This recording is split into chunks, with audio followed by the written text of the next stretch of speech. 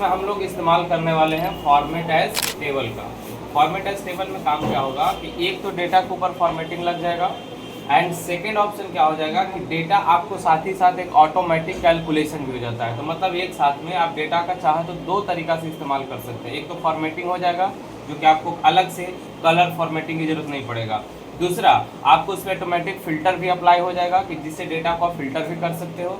तीसरा कि data automatic auto calculate करेगा। तो उसके लिए एक छोटा सा हम डेटा यहाँ पे बनाएंगे। जैसे सपोज दैट आपको लिख लेना है, पहले डेटा को टाइप कर लेना है कि सीरियल नंबर, ठीक है। यहाँ पे लिख लेना अगर कोई कस्टमर नेम है तो आप इस तरीके से जाके डाल देना कस्टमर कस्टमर नेम, तो आपको कस्टमर का क्या नाम है। इसके बाद आप कौन सा कस्टमर, अगर आपको यहाँ पे टाइमिंग डालना है तो डाल सकते हैं, लेकिन हम डायरेक्ट यहाँ पे प्रोडक्ट डाल देते हैं। तब लिख लीजिए PROD प्रोडक्ट। यहाँ पे प्रोडक्ट के बाद आपको शॉर्ट में क्वांटिटी लिख लेना है। इसके बाद आपको अमाउंट लिख लेना है।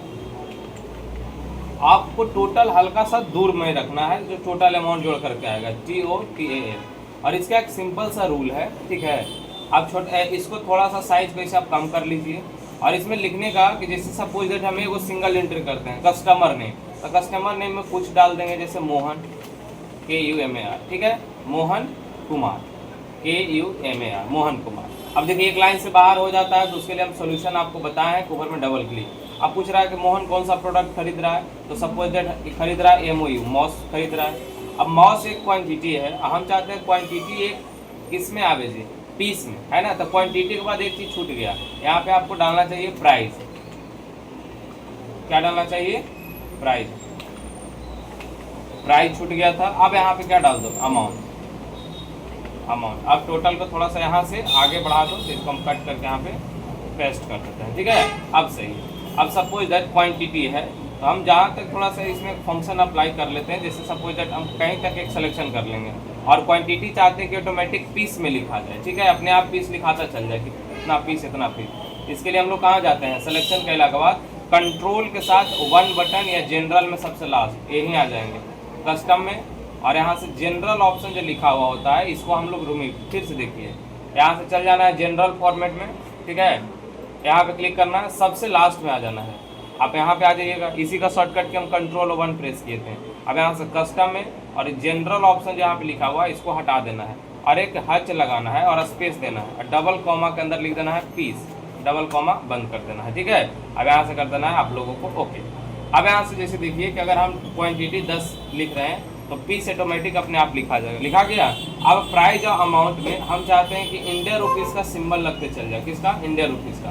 तो हम इसमें क्या चाहेंगे जी कि इंडिया रुपीज़ ऑटोमेटिक लग जाए। सेम फंक्शन अप्लाई करेंगे, नंबर फॉर्मेट में चला जाना है और करेंसी का सिंबल कहाँ मिलता है, करेंसी, इसमें हमको खोज लेना है इंडिया इन हिंदी, ठीक है।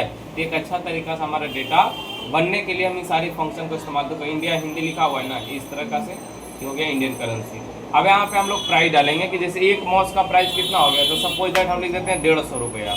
अब यहाँ पे 150 और टोटल अमाउंट कैसे निकलेगा, तो इक्वल दे देंगे प्राइस गुने क्वांटिटी। अब इंटर कर देंगे तो यहाँ पे इस तरीका से होगा, ऊपर में वैल्यू छोटा हो गया, इसे डबल क्लिक करो आ जाएगा।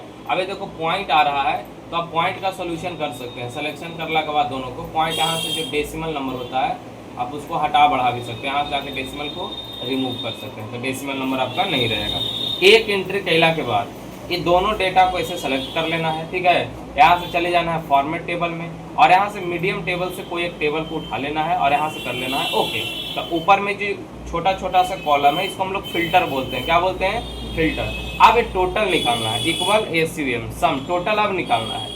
अब यहाँ अमाउंट वाला पे क्लिक करना है, ब्रैकेट बंद करना है, एंटर कर देना है। ये देखो टोटल भी पैसा निकल जाएगा। तो देखो टोटल वाला पैसा डॉलर में निकल रहा है, तो इसको डॉलर ना करके क्या कर देंगे, जनरल यानी नंबर में। एक मिनट, तो टोटल गड़बड़ा गया, इक्वल SUM सम टैब और यहाँ से टोटल नंबर पे क्लिक कर देना है, ब्रैकेट को बंद कर देना है, एंटर कर देना है। सही निकला, हाँ सही तो है जी, 1500 रुपया अभी एक ओके ना है। अब एंट्री नंबर दूसरा करना है, टैब प्रेस करना है। अभी कौन सा, तो किसी और का नाम दे देंगे, जैसे सोहन कुमार, ठीक है। क्या खरीद रहा है, KEYBOAR कीबोर्ड, कितना जी, 20 पीस। एक कीबोर्ड का दाम मान के चलो 250 रुपया है। अब देखो टैब मारो, यहाँ जोड़ दिया कि अगर 20 पीस कीबोर्ड खरीदेगा 250 रुपया के हिसाब से तो 5000 रुपये ऑटोमेटिक आ गया।